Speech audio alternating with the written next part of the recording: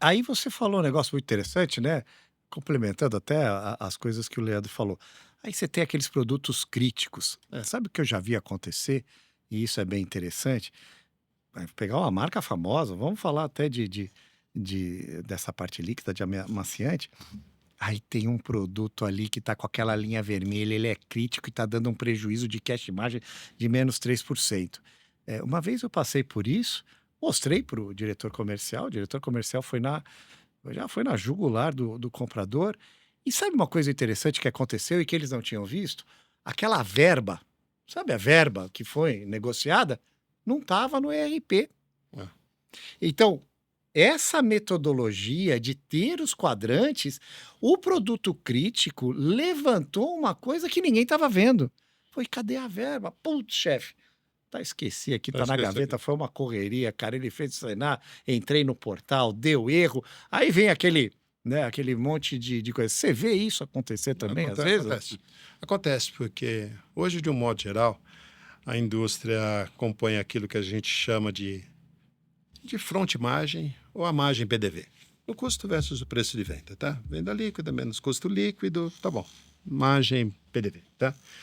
E você tem aquilo que a gente chama de tudo aquilo que você tem de margem, de back margem ou margem 2, tá? São os contratos. Hoje a indústria opera bastante com sellout. Então você tem que compor isso para que você possa ser assertivo na sua análise, tá? E você puxou um ponto aí muito importante, Léo, que a gente estava esquecendo, tá? Isso serve também para você conversar com a indústria de uma forma bem legal. Vamos imaginar que uma determinada categoria, estou chutando aqui, tá? Você tem, aí eu estou falando de margem percentual. Você tem 30% de margem, a média daquela categoria, tá? E um X% em grana, tá? E você tem produtos que tá te puxando aquela margem para cima, tá? Na mesma família. Tá? Se você tiver uma visão boa, você consegue enxergar isso. E tem produtos que não vende, geralmente os críticos, e quanto aquele vai ficando dentro do teu estoque, em algum momento você vai ter que perder margem para você colocar ele para fora. Sim. E aí você, o que que acontece? Esses caras estão te puxando a tua rentabilidade para baixo, tá? Então Da esse família inteira. da família inteira, Sim. da família inteira, tá? Da família inteira, mas ele leva lá, tá? Então, e um outro ponto muito importante, tá? A indústria, né? O Leandro sabe disso. Ela faz os lançamentos, é o papel da indústria, tá? O fornecedor está no papel dele, tá certinho, tá? O fornecedor, às vezes, ele faz o lançamento de um sabor, pode ser in and out ou não, né? Ele coloca aquele sabor, tá? E para testar. E pode ser, por exemplo, que aquele sabor ele mesmo já saca que não está vendendo, ele vai tirando o pé. O varejista, quando ele não sei se você já chegou a pegar situações como essa, como ele não tem isso muito claro, aquilo vai ficando lá dentro da gôndola dele, tá, Léo? Tá? Então, por exemplo, o lançamento, tá? Numa empresa, num dos varejistas que eu passei, eu criei o conceito de experimental. Um produto novo, o fornecedor me apresentava, bom, pois não, ok, vamos falar sobre esse produto, ok.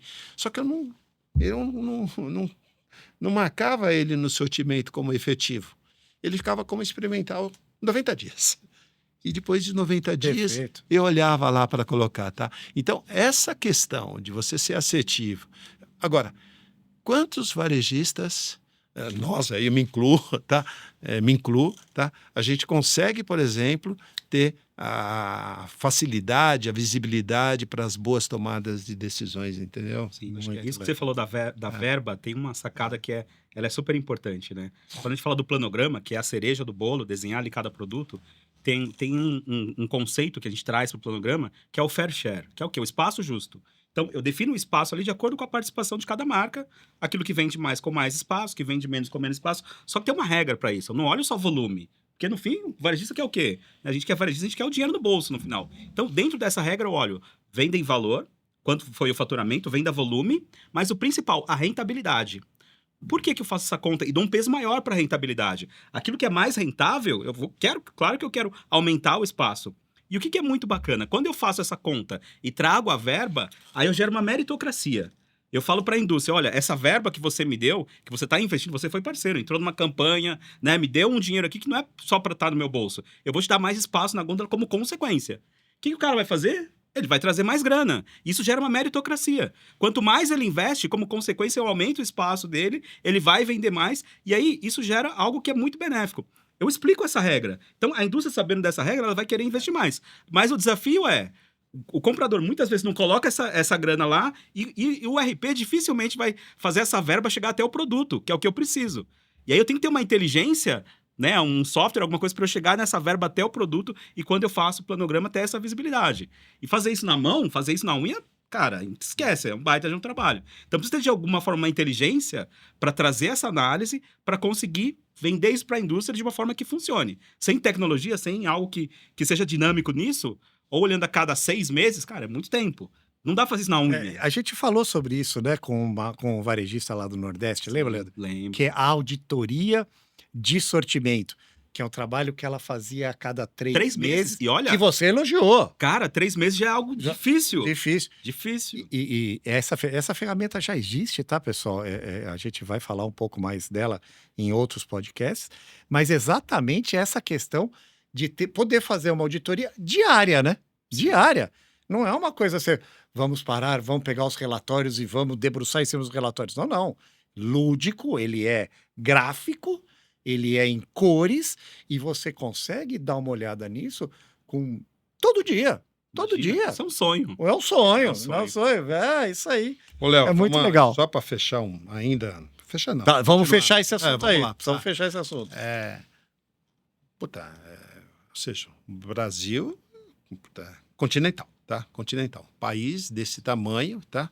Então, e ali, quando você fala de sortimento, você tem características diferentes, de repente, de uma loja para outra, tá? De repente, um mesmo varejista, ele tem 20 lojas, ele tem desempenhos distintos de produtos, tá? E às Na vezes, loja. na loja, tá? Outra coisa que existe, às vezes, as pessoas vão e tomam decisão, de repente, analisando, fazendo uma análise de dados de mercado, que está certo. Você tem que fazer análise, seja Nielsen, seja Scantec, seja GfK, está tudo certo. Tá? Agora, se você não tiver...